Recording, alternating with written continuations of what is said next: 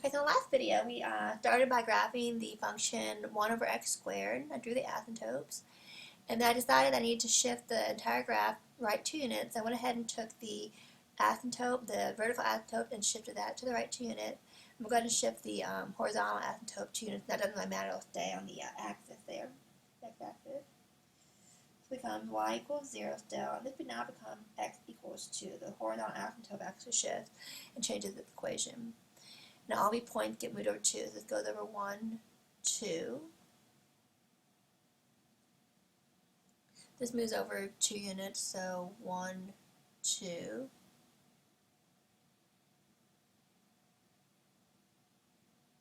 This moves over 2 units, so it becomes 1, 2. So like 1, 2. So this goes over 2 units.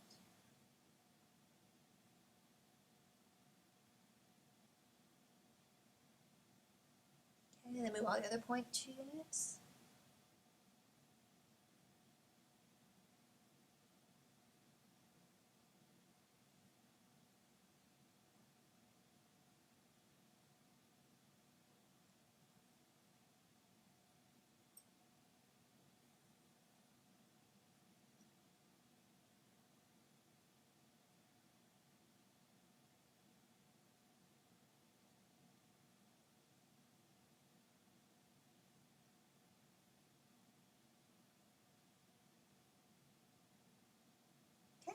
And then this tells me I'm going to move the graph up 1 unit. So shift up 1 unit. I'll do that in blue. Where all the transformation we did in chapter 2. Then I'm going to take the asymptote and shift them up 1 unit. Now I'll take this asymptote down here and shift up 1 unit, and now it comes up to here.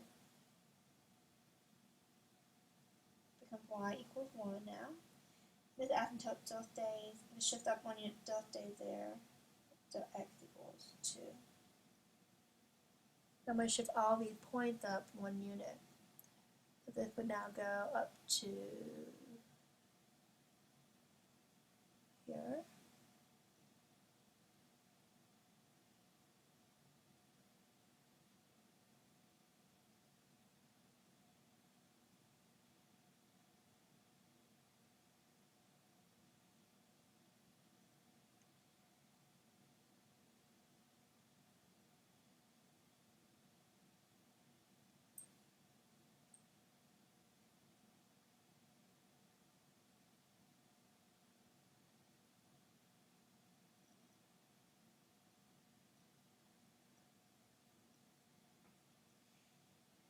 So let's go ahead on your own, go ahead and graph the function 1 over x, and again you can use those 6 points I talked about, and then use that graph to graph these two transformations, and your final graph will be right here.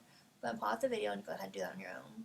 Okay, so here is the graph of 1 over x, and remember there's 1, 2, 3, 4, 5, 6 points I want you to go ahead and make clear on the graph. Here's your vertical asymptote, x equals 0, and your horizontal asymptote, y equals 0. And so I went ahead and took all those and shifted everything to the left 2 units. I shifted the asymptotes first, so here I put that to the left 2 units and moved this to the left 2 units. And shifted all the points to the left 2 units. And then I went ahead and shifted everything down 1 unit. So I took this asymptote and moved it down 1 unit. This point I moved down, but it really didn't matter. And so here are the 6 points that I have right here. Okay, so we've actually gone over how to graph the 2 basic rational functions, and we did some transformation on them. But now we're going to go ahead and talk about how to graph any rational function. And we have a procedure, as long as it's not the 1 over x or 1 over x squared, we have the following procedure, 7 steps here. And again, I'll give you these 7 steps on the exam, so you don't have to memorize these steps. One little hint I have for students is if you want to do steps 1 through 5 first, so do steps number 1 through 5, graph the horizontal asymptote, vertical asymptote, or vertical asymptote then horizontal. So graph,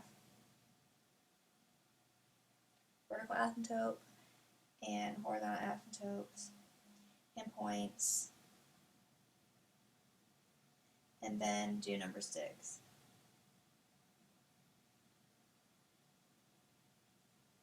By making a table. I'll remind you, I'll put this on the test too to do that first. And you'll see what I mean in a minute when I do this example. So example 5, I want you to graph this rational function. And the first thing you want to do is determine whether it has symmetry. So the first thing I'm going to do is I'm going to see if it has symmetry by plugging in the negative x. Here's my f of x equals 2x minus 1 over x minus 1. I put in the negative x and see what happens. Get 2 times negative x minus 1 all over negative x minus 1, which gives me negative 2x minus 1 over negative x minus 1. So there's no symmetry there.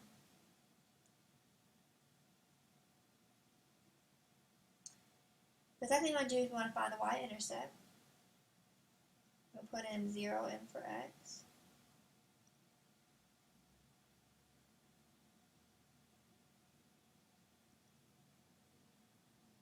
So I get 1 as my value there, so I get 0, 1. We want to find the x-intercept. And to find the x-intercept, you want to solve the equation where the numerator equals 0. Because if you look at this right here, we know the denominator can't equal 0. We want the numerator equal 0 because 0 over any number is going to equal 0.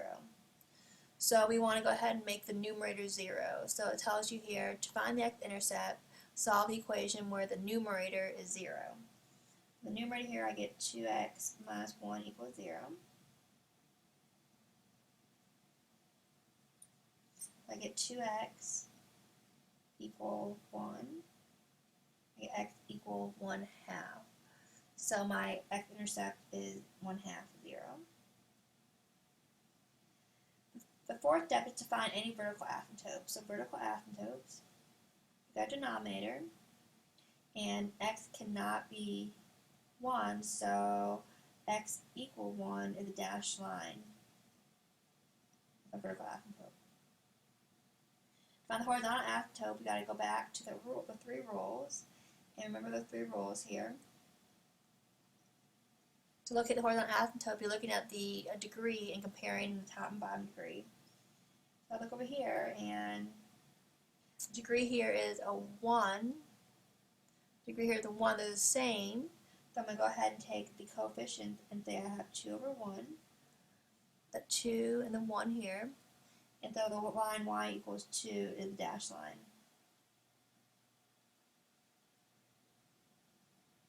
Okay, so now I've done steps 1 through 5. So I tell students when you get steps 1 through 5 done, you start plotting your point and see what's going on. Here's 0, 1. Here's 1/2 0. X equals 1, a dashed line.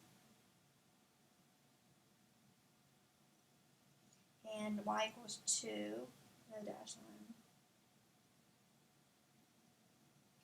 So right now all I have is this part of my graph.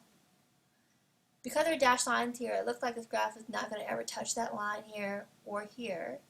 We want to kind of know what's going on right here and what's going on right here and what's kind of going on right here. So I make a table. There's lots of values I want to pick for x to figure out what this graph looks like.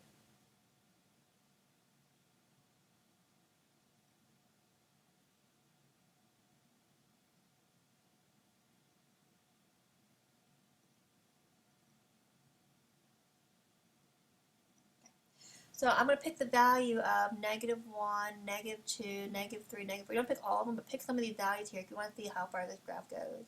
I'll pick -2 and I'll pick -4.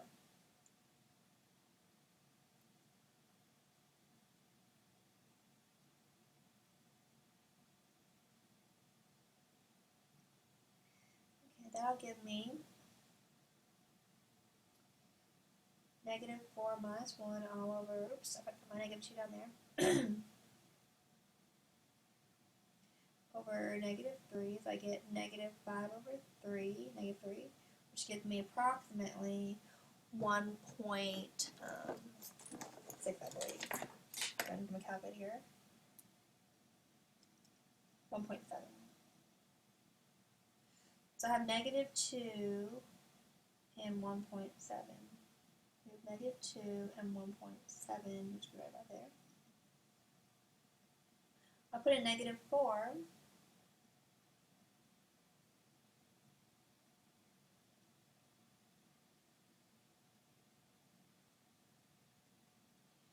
-8 minus 1 over -5, which is 9 over 5, which is approximately 1.8, right? It's equal to 1.8.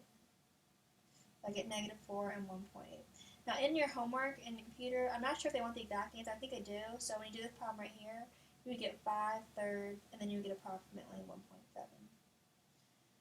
Here's -4 and 1.8. You can see how it gets really close to this asymptote.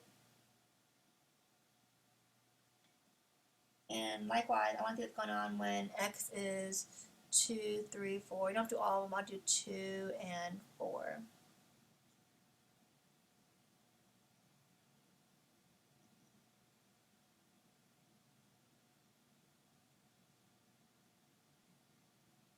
I get 4 minus 1 over 1, which is 3 over 1, which is 3. The 2, 3 would be a point. I pick 4. I get f of 4.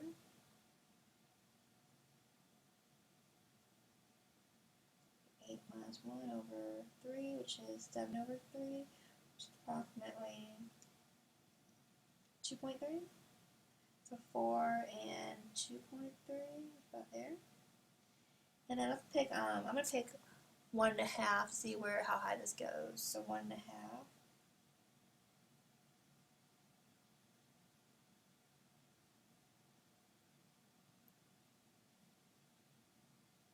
2 times 1.5 minus 1 gives me 2 over 0.5. I get 4, so I get 2, 4. I mean 1.54, excuse me.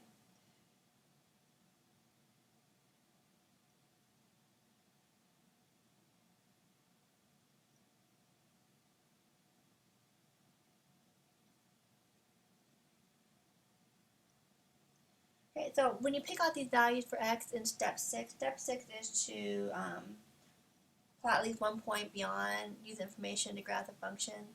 You want to pick several x values to kind of get an idea of what your graph will look like. And notice I'm going to label all my points in my table, just so I don't have to label my graph. It can get very congested if I do. 2, 3. So here I have 1, 2, 3, 4, 5. 1, 2, 3, 4, 5 points. 1, 2, 3, 4, 5 points that are not the x-y intercept. Okay. So on your own, go ahead and graph this function following the same steps I did in the last example, and then pause the video, do this on your own, and then replay the video and check your answer. Okay, so first check for symmetry, and there's no symmetry, and you're going to probably wonder why I'm doing this, but later on you're going to see why. If you have symmetry, it saves a lot of time in your work, but that's okay if we don't have symmetry. Y-intercept, I found 0 and 1.5, or 0 and 3/2 is my y-intercept. My x-intercept is 1, 0. My vertical asymptote is x equals 2, and my horizontal asymptote is y equals 3. Because the degrees here are the same, so I use the 3 over 1. Okay, so now I went ahead and did all those 5 steps, and I got this far. I went ahead and plotted my asymptotes and my 2 points. This is where the next step becomes important. You want to pick x values that are going to help you draw the rest of the graph. So you're going to probably want to pick x values over here, maybe one over here, and a couple over here. So here are the x values that I picked. These are the x values, and then the points I got were -1, 2, 1.5, -3, 3, 6, 4 and 4.5, and 5, 4. So go ahead and plot those, and let's see what we get. Okay, so I plot all those points, and I'm going to go ahead and connect them, and it looks like I get, this is the graph here, and then I get this as my other graph. Okay. So I'm running out of time here, so I'll start the next video and do the next example, and which is a more rational function graphing.